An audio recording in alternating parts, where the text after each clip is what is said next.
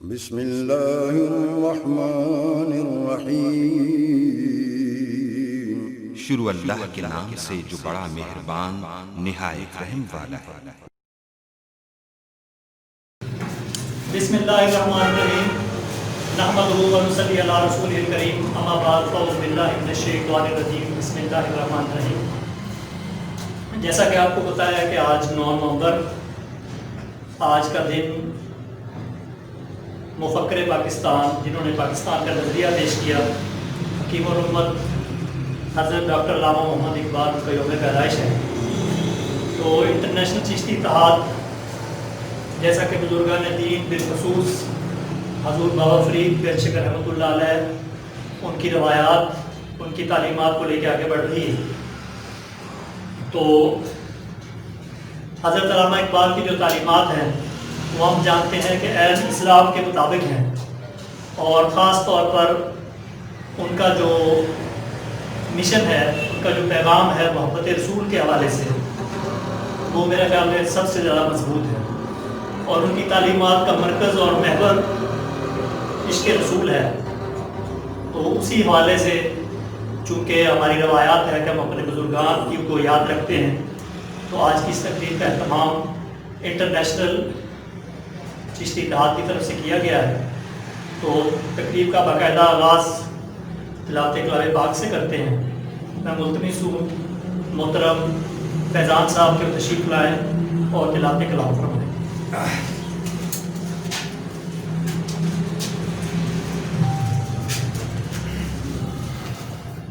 أعوذ بالله من الشيطان الرجيم،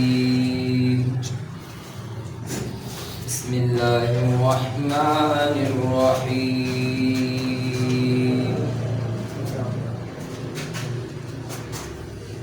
ولقد كتبنا في الزبور من بعد الذكر أن الأرض يرثها عبادي الصالحون،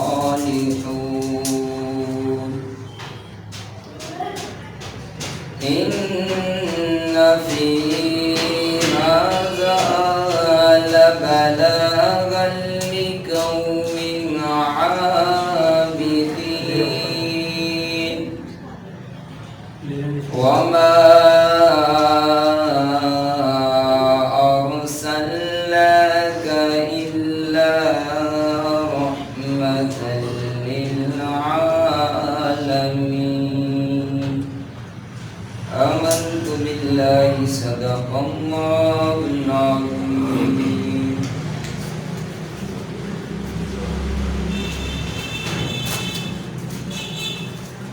تلاوت کلام پاک کے بعد نعت رسول مقبول کے لیے طلحہ راشد کو تشریف لائیں اور نعت شریف کے چند اشعار پیش کریں۔ طلحہ راشد۔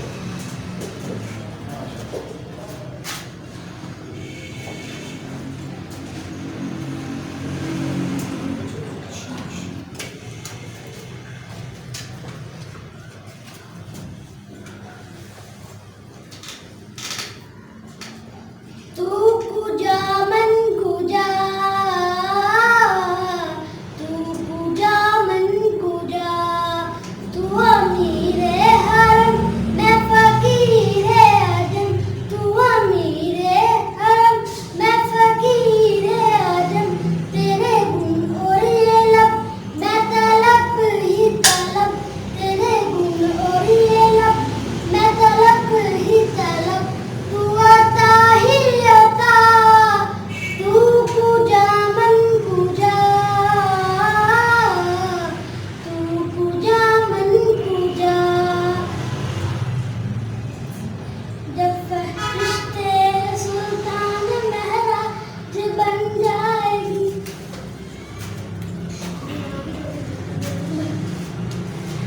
جزاک اللہ جی، آپ سے طلحہ راشد چشتی نعت رسول مقبول کے چند اشعار پیش فرما رہے تھے۔ اب میں ملتمس ہوں محترم فیضان چشتی صاحب سے کہ ایک مرتبہ پھر ڈائس سے تشریف لائیں اور اقبال اور عشق رسول کے حوالے سے اپنے خیالات کا اظہار فرمائیں۔ آپ نوجوان اسکالر مذہبی رہنما ہیں جناب فیضان چشتی صاحب۔ الحمدللہ رب العالمین والصلاة والسلام علی سید الانبیاء والمرسلین اما بعد فاعوذ باللہ من الشیطان الرجیم بسم اللہ الرحمن الرحیم کہ محمد سے وفات ہونے کو ہم دے رہے ہیں، یہ جہاں چیز ہے کہ ہم لوگوں کا رنگ دے رہے ہیں، سبق پر صداقت کا، عدالت کا، شجاعت کا، پھر لیا جائے گا کام جس سے دنیا کی امامت کا۔ ڈاکٹر اقبال علیہ رحمہ نے نبی پاک علیہ السلام کی ذات بابرکات کے ساتھ محبت کا جو تقاضا تھا، محبت کا جو حق تھا، وہ ان کی سیرت طیبہ کے حوالے سے ایک شعر کے اندر سمو کے رکھ دیا کہ نبی پاک علیہ السلام کی سیرت طیبہ کے جو چند درخشاں پہلو تھے، انہوں نے اپنے اس شعر کے اندر اس کو ذکر کیا کہ سبق پڑھ صداقت کا، عدالت کا، شجاعت کا، پھر لیا جائے گا کام اس سے دنیا کی امامت کا۔ ڈاکٹر اقبال علیہ رحمہ نے امت مسلمہ کو لیڈ کرنے کے لیے، امت مسلمہ کو رہبر و رہنما بننے کے لیے چند اصول بتا دیے جو نبی پاک علیہ السلام کی سیرت طیبہ کے اندر دیکھا جائے تو بدرجہ یکم پائے جا رہے ہیں۔ سب سے پہلے آپ نے کہا کہ سبق پڑھ صداقت کا۔ اگر نبی پاک علیہ السلام کی سیرت طیبہ کی طرف دیکھا جائے تو عرب کے اندر سب سے پہلے نبی پاک علیہ السلام کی صداقت مشہور ہوئی تھی، اور عرب کے جو کفار تھے انہوں نے بھی مان لیا تھا کہ اگر پورے عرب کے اندر صادق و امین کوئی شخص ہے تو محمد صلی اللہ تعالیٰ علیہ وسلم ہے۔ اور اتنی امانت آپ کی مشہور تھی کہ کفار بھی آپ صلی اللہ علیہ وسلم کی بارگاہ میں اپنی امانتیں لا کے رکھا کرتے تھے۔ اس کے بعد آپ نے فرمایا کہ سبق پڑھ صداقت کا، عدالت کا۔ جب یہ مشہور ہو گیا عرب کے اندر کہ آپ صادق و امین ہے، اس کے بعد پھر عدالت مشہور ہوئی۔ نبی پاک علیہ السلام کی عدالت اور عدل و انصاف ایسا تھا کہ کفار بھی اپنے مذہبی رہنماؤں کو چھوڑ کر اپنے مقدمات کے جو فیصلے تھے وہ نبی پاک علیہ السلام کی بارگاہ میں آ کے کروایا کرتے۔ اتنا عدل و انصاف عرب کے اندر کفار بھی جنہوں نے آپ علیہ السلام کے عدل و انصاف کو تسلیم کیا۔ اس کے بعد پھر باری آتی ہے شجاعت کی۔ اگر شجاعت کو نبی علیہ السلام کی حیات مبارکہ کے اندر دیکھا جائے تو نبی پاک علیہ السلام کو جب کہا گیا کہ آپ کے چچا مبارکہ کے وسیلے سے کہ ان کو بتا دیں تو وہ یہ ہمارے بتوں کو برا بھلا کہنا چھوڑ دیں اور اسلام کی جو تعلیمات ہے اس سے پیچھے ہٹ جائیں، اس کے فروغ کے لیے کام نہ کریں، تو آپ صلی اللہ علیہ وسلم نے ارشاد فرمایا کہ اگر میرے دائیں ہاتھ کے اوپر سورج بھی لا کے رکھ دیا جائے، بائیں ہاتھ کے اوپر چاند لا کے رکھ دیا جائے، میرے قدموں کے اندر ساری کائنات کی دولت اکٹھی کر کے رکھ دی جائے، تو پھر بھی میں حق کے پیغام سے ایک انچ بھی پیچھے نہیں ہٹوں گا۔ یہ نبی پاک علیہ السلام نے اس وقت جو سپر پاور اپنے آپ کو کہنے والے تھے ان کے سامنے حق کا اعلان کیا۔ تو یہ جو تین وصف تھے کہ سبق پڑھ صداقت کا، عدالت کا، شجاعت کا، پھر لیا جائے گا کام تجھ سے دنیا کی امامت کا، جب یہ تین وصف نبی پاک علیہ السلام کی بارگاہ کی ذات مبارکہ میں پورے ہوتے ہیں تو اس کے بعد آپ کو نبوت کا تاج پہنایا جاتا ہے۔ ایک تو آپ اول طور پہ نبی تو تھے ہی تھے کہ آپ نے فرمایا کنت نبی آدم بین الماء والطین، کہ آدم علیہ السلام اس وقت پانی اور مٹی کے درمیان میں تھے، میں اس وقت بھی نبی تھا، لیکن آپ کو جو ظہری نبوت اور اعلان نبوت کیا گیا وہ 40 سال کی عمر میں ہوا، اور 40 سال کی عمر سے پہلے جو ایک لیڈر کے اوصاف ہونے چاہیے، جو ایک نبوت کے جو تاج تھا اس کا جو تقاضا تھا وہ اوصاف آپ کے اندر بدرجہ یکم پایا جا رہے تھے۔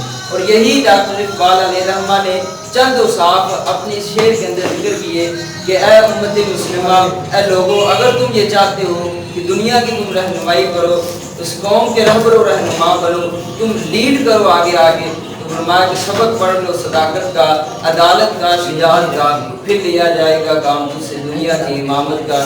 اس لیے ہمیں چاہیے کہ یہ اوصاف اپنے اندر پیدا کیے جائیں، لوگ ہمیں اپنے سروں پہ بٹھائیں گے، عزتوں کے تاج پہنائیں گے، لیکن شرط یہ ہے کہ یہ جو اوصاف بیان کیے گئے ہیں ان کے اوپر عمل کیا جائے۔ میں شکر گزار ہوں آخر میں ڈاکٹر شاہد مرتضیٰ صاحب کا کہ جنہوں نے اس کا اہتمام کیا اور ان کے برتھڈے پر ان کو مبارکباد پیش کرتے ہیں. جس طرح وہ فلاحی اور سماجی کاموں کے اندر بڑھ چڑھ کے حصہ لے رہے ہیں, اللہ پاک ان کو استقامت عطا فرمائے اور اسی طرح فکر اقبال کو اجاگر کرنے کی توفیق عطا فرمائے. وما علینا الا البلاغ.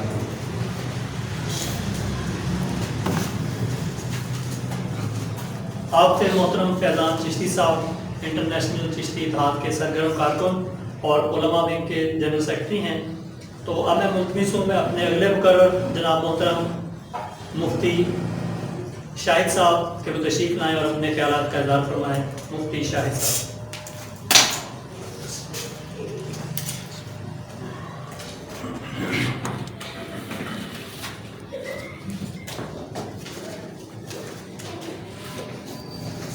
الحمدللہ والصلاة والسلام علی سید الانبیاء والمرسلین. اما بعد اعوذ باللہ من الشیطان الرجیم. بسم اللہ الرحمن الرحیم. آج کی یہ بزم اقبال ڈے کے حوالے سے انعقاد کی اور اس کا جو موضوع ہے اقبال اور اس کے رسول صلی اللہ علیہ وسلم. ارباب فکر و دانش حضور صلی اللہ تعالیٰ علیہ وآلہ وسلم کی محبت کمال ایمان ہی نہیں عین ایمان ہے. جب آقا علیہ السلام کا عشق اور آپ کی محبت یہ عین ایمان ہے, پھر یہ کیسے ہو سکتا ہے کہ اقبال جیسا مفکر اس وصف کو پانے کے لیے بے قرار نہ ہو. کیونکہ اقبال یہ سمجھتے ہیں کہ عشق ہی وہ منزل ہے جس کو سر کرنے کے بعد دنیا میں مقام پایا جا سکتا ہے. اور عشق جس من میں سما جائے پھر وہ کسی قربانی کو دینے سے دریغ نہیں کرتا. اس لیے آپ نے کہا کہ بے خطر کود پڑا آتش نمرود میں عشق عقل ہے بہت تمنائے لبے ماں ابھی. یعنی عشق ہی ہے جس نے یہ آبادگی کی کہ وہ آتش نمرود میں گر پڑا جبکہ عقل روکتی رہ گئی. اسی لیے اقبال نے حضور صلی اللہ تعالیٰ علیہ وسلم کے عشق کو پانے کے لیے جستجو کی اور اپنے اشعار میں آپ اگر ان کے کلام کو پڑھیں اور بالخصوص فارسی کلام میں بہت سارا کلام جو کہ عشق مصطفیٰ صلی اللہ تعالیٰ علیہ وسلم پر اور اس کے حصول پر اور مسلم امہ کے لیے اس کا جو حصول ضروری ہے اس کو آپ نے بیان کیا ہے. اور اقبال یہ کہتے ہیں کہ حقیقت میں ہمارا وقار, ہمارا تشخص, ہماری بقا, عزت, ناموس جو کچھ بھی ہے وہ سب کا سب حضور صلی اللہ تعالیٰ علیہ وسلم کے عشق کا صدقہ ہے. آپ کہتے ہیں در دل مسلم مقام مصطفیٰ است, در دل مسلم مقام مصطفیٰ است, اب روئے ماز نام مصطفیٰ است. کہتے ہیں کہ ہر مسلمان کے دل میں سرکار علیہ السلام کا عشق ہے, حضور کی محبت ہے, حضور کا مقام ہے. اور یہ ہمارے نام جو ہے, ہمارا مقام جو ہے, ہمارا مرتبہ جو ہے, یہ اصل میں حضور صلی اللہ تعالیٰ علیہ وسلم کے نام کی برکت ہے. یہ حضور صلی اللہ تعالیٰ علیہ وسلم کا وسیلہ ہے, حضور کا عشق ہے, آقا علیہ السلام کی محبت ہے. اگر ہم اس سے کٹ جائیں تو ہم دنیا میں کہیں نام دکھانے کے, نام لینے کے قابل نہ رہ جائیں. اور پھر آپ یہ دیکھیے کہ مختلف انداز میں اقبال نے حضور صلی اللہ تعالیٰ علیہ وسلم سے محبت کا جو اظہار کیا تو ظاہر ہے جو محب ہوتا ہے وہ محبوب کی ہر شے سے محبت کرتا ہے. اقبال کو حضور صلی اللہ تعالیٰ علیہ وسلم کی ہر شے سے محبت ہے اور آپ ظاہر ہے جو ان سے محبت کرتا ہے وہ مدینے سے محبت کیوں نہ کرے؟ اقبال نے مدینے کی محبت کو بھی اپنے شاعرانہ انداز میں بیان کیا اور آپ کہتے ہیں خاک یثرب از دو عالم خوش تر است، خاک یثرب از دو عالم خوش تر است، اے خن کے شہر سے کہ آجا دل بر است۔ آپ کہتے ہیں اے مدینہ، اے یثرب، تیری خاک دو عالم سے بھی افضل والا ہے، کیونکہ یہ وہ شہر ہے، یہ وہ جا ہے جس جا میرے محبوب صلی اللہ تعالیٰ علیہ وسلم جلوہ گر ہے۔ یہ مدینے سے محبت ہے۔ جو عشق ہے وہ تقلید کا متقاضی ہوتا ہے، اور محب ہمیشہ معشوق کے عشق میں یوں سرگردہ رہتا ہے کہ اس کی دل جوئی کے لیے اس کی تقلید میں ہر لمحہ تیار رہتا ہے، حتیٰ کہ اسے اگر اپنے محبوب کے اشارے پر اپنا سر قلم کروانا بھی پڑے تو وہ اس سے دریغ نہیں کرتا۔ اور اقبال کی سیرت میں ہمیں یہ چیز نظر آتی ہے کہ وہ حضور صلی اللہ تعالیٰ علیہ وسلم سے صرف زبانی کلام عشق کے دعووں کے قائل نہیں ہیں، بلکہ وہ حضور علیہ السلام کے اقوال و افعال میں، آپ کے اخلاق میں، آپ کے کردار میں ہر طرح سے گھم جانا چاہتے ہیں اور اس کو اپنے تن بدن میں سمانا چاہتے ہیں۔ اسی لیے کہا جاتا ہے کہ اقبال نے ساری زندگی خربوزہ نہیں کھایا۔ کہا کیوں نہیں کھایا؟ کہا مجھے اس کا پتہ نہیں لگ رہا کہ میرے محبوب علیہ السلام نے کیسے کھایا، لہذا میں اس کو استعمال نہیں کر سکتا۔ یہ محبت جو ہے، یہ انداز جو ہے، یعنی اقبال کی فکر کیا ہے؟ حضور صلی اللہ تعالیٰ علیہ وسلم کی سیرت کو اپنانا، آقا علیہ السلام کے نقش قدم پہ چلنا، ان کی تعلیمات کے اندر مسلم امہ کو جو پیغام حضور علیہ السلام کی محبت اور آپ کے عشق کے حوالے سے ہے، وہی تو رہبر اور رہنما ہے۔ اگر اقبال کو کسی نے یہ مقام عطا کیا ہے تو وہ بھی حضور علیہ السلام کا عشق ہی تو ہے کہ جس نے ان کو یہ مقام عطا کر دیا۔ ان کی سیرت اس اعتبار سے یہ ہمیں بتا رہی ہے کہ اگر انسان اس دنیا میں زندگانی جاودانی چاہتا ہے، ایسا نام کہ جو اس کے چلے جانے کے بعد بھی باقی رہ جائے، تو پھر اسے حضور صلی اللہ تعالیٰ علیہ وسلم کی زلف کا اسیر ہونا ہوگا، ایسا اسیر ہونا ہوگا کہ جو ہر انداز سے آقا علیہ السلام کی تصویر کی جھلک نظر آتا ہو۔ اقبال نے کہا اس کائنات کو جو تخلیق کیا گیا وہ حضور علیہ السلام کے صدقے تخلیق کیا گیا۔ اقبال کہتے ہیں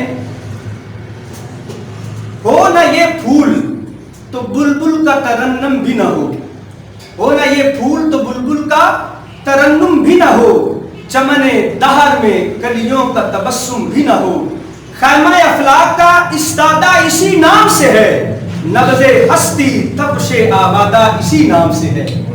اور اس کو فاضل بریلوی نے اپنے انداز میں جو کہا کہ وہ جو نہ تھے تو کچھ نہ تھا، وہ جو نہ ہو تو کچھ نہ ہو، جان ہے وہ جہان کی، جان ہے تو جہان ہے۔ آقا علیہ السلام ہی مقصود کائنات ہے اور یہی پیغام اقبال ہے۔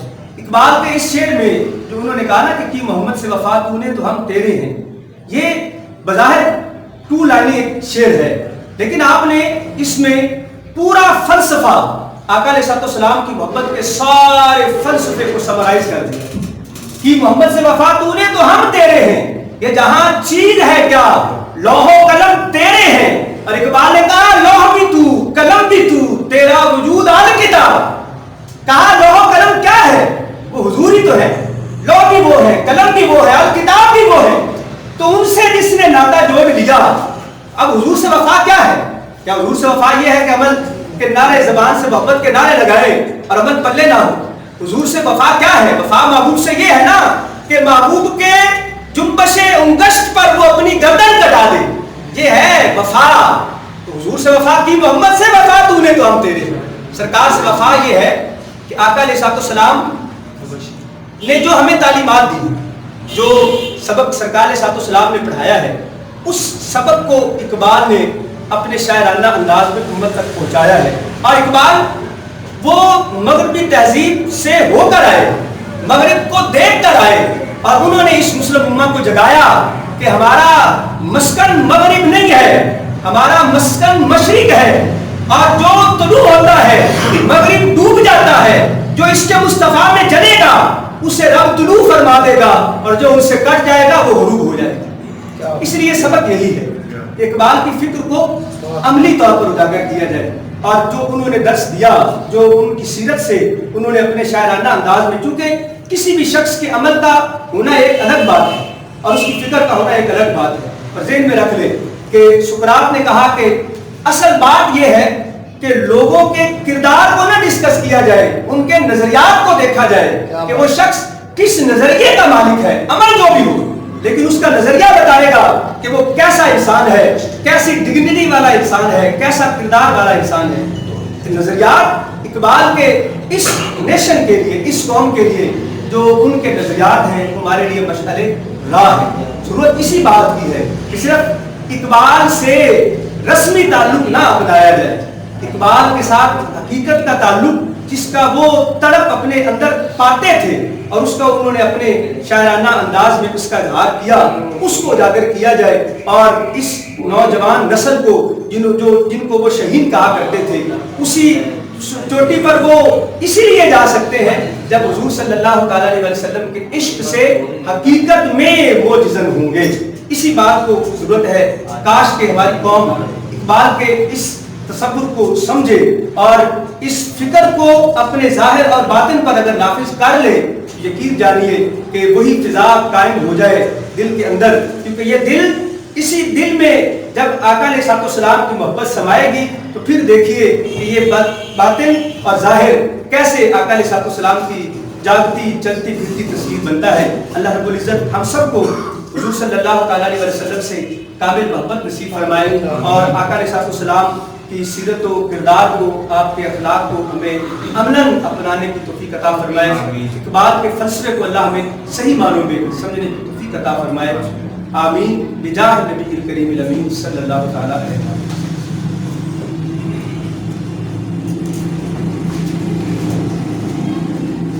دو علماء کرام محترم فیضان چشتی صاحب اور شاہد چشتی صاحب، انہوں نے بڑی تفصیل کے ساتھ، جس کو کہتے ہیں کہ مختصر اور جامع انداز میں اقبال کی تعلیمات کا احاطہ کیا، اور میں نے اقبال کو جتنا بھی پڑھا ہے آخر میں گھوم پھر کے نتیجہ یہی نکلتا ہے کہ کی محمد سے وفا تم نے تو ہم تیرے ہیں، یہ جہاں چیز ہے کیا لوح و قلم تیرے ہیں۔ اب چونکہ نماز کا وقت بھی قریب ہے تو اس لیے مختصر وقت کے لیے محترم حکیم لطف اللہ صاحب، میں ان کو دعوت دیتا ہوں کہ وہ تشریف لائیں اور حضرت علامہ کی تعلیمات کے حوالے سے روشنی ڈالیں۔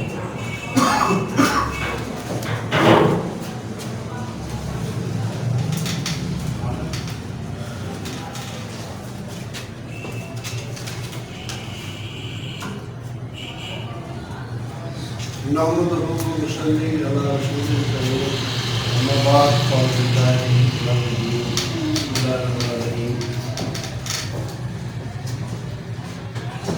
آج حکیم الامت ڈاکٹر علامہ محمد اقبال کی یوم ولادت کے سلسلہ میں ہم یہاں پہ اکٹھے ہیں۔ انتہائی ضروری امر ہے کہ ہم اپنے اکابرین کو سیلیبریٹ کریں، ان کو یاد کریں۔ یہ ہمارے صوفیہ کرام بابا فرید الدین مشکل رحمۃ اللہ علیہ، ڈاکٹر علامہ محمد اقبال،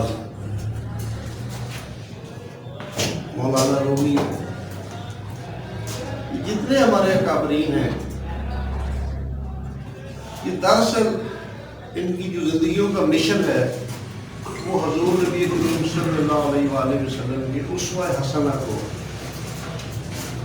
دین اسلام کو اور اسلام کی اس سلسلے کو آگے بڑھانے کا عمل ان صوفیہ کرام اور ان بزرگان دین کے ذمہ ہے، جو انہوں نے بطریق آسن نبھایا۔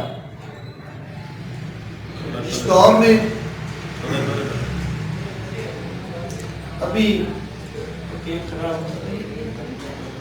80 سال قبل کی بات ہے کہ علامہ محمد اقبال نے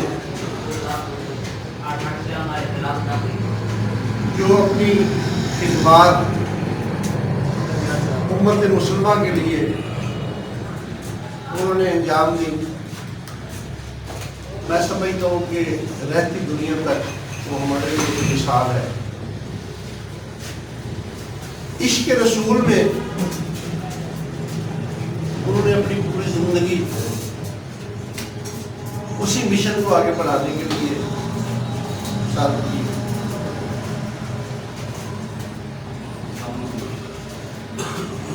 زندگی میں نہیں سمجھتا کہ کوئی لمحہ ہو تو عشق مصطفیٰ کے بغیر گزارا ہو اور اس مشن کو آگے بڑھانے کے بغیر گزارا ہو.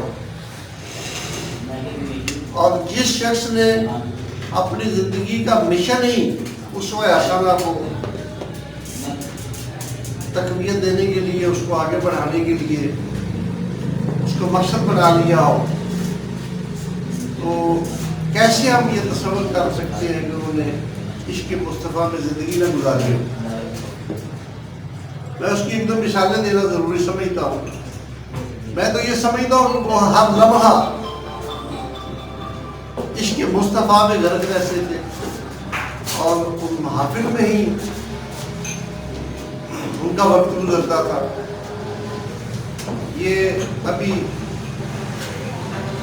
ان کی زندگی کے آخری ایام کی بات ہے کہ جب غازی علم دین شہید کو عشق مصطفیٰ میں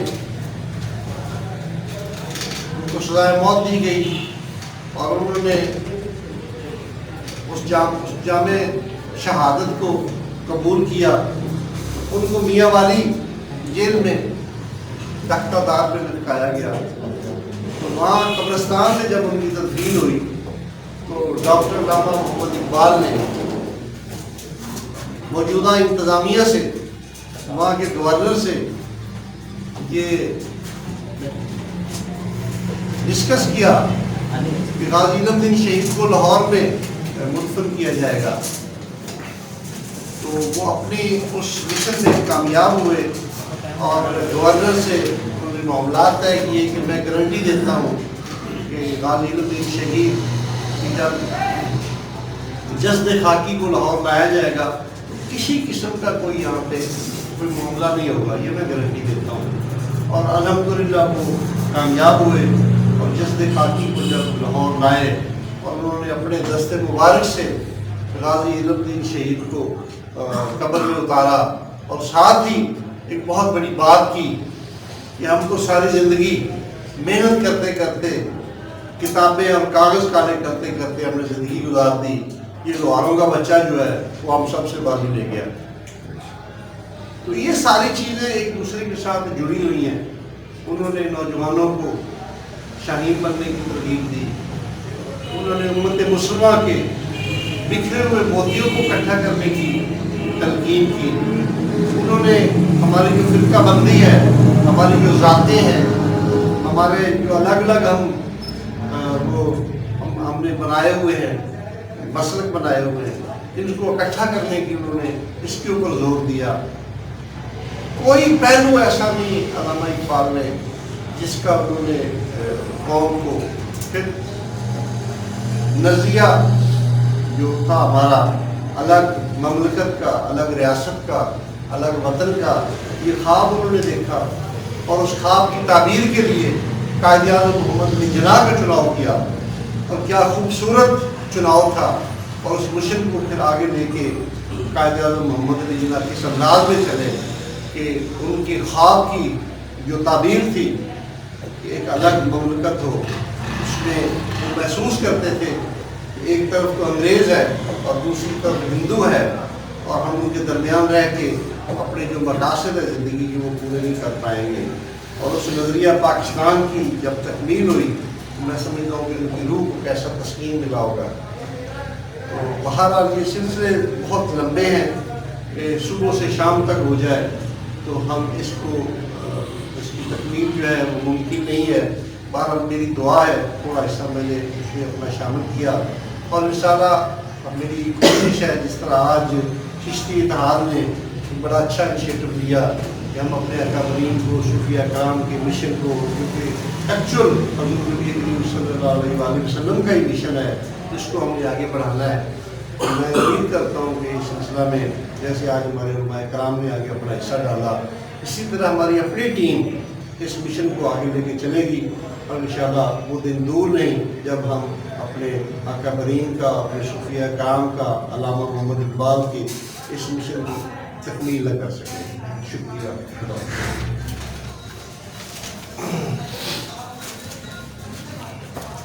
بہت شکریہ جی دوستوں کی آمد کا کہ اس بہت اچھے اور عظیم موقع پر دوست تشریف لائے۔ تو ہماری کوشش رہی ہے ہمیشہ سے کہ جب بھی ہم کوئی پروگرام کراتے ہیں تو ٹائم سے کوشش کرتے ہیں شروع ہو، اور جو وقت دیا ہوا ہے اختتام کا اس پہ اختتام کر دیں، تاکہ جو ٹائم سے آنے والے لوگ ہیں ان کو زیادہ انتظار نہ کرنا پڑے، اور جو لیٹ آتے ہیں ان کو احساس ہو کہ ہم لیٹ آئے ہیں۔ تو اسی دعا کے ساتھ کہ اللہ تعالیٰ ہمیں عشق رسول عطا فرمائے تاکہ ہماری دنیا اور آخرت سمجھ جائے۔ تقریب کا باقاعدہ اختتام ہوتا ہے، تو ابھی ہم جی ویورز، اگر آپ نے ابھی تک ہمارا چینل سبسکرائب نہیں کیا تو سبسکرائب کیجیے، اور ساتھ میں دیے گئے گھنٹی کے بٹن کو ضرور دبائیے تاکہ اپڈیٹس آپ کو باقاعدگی سے ملتی رہیں۔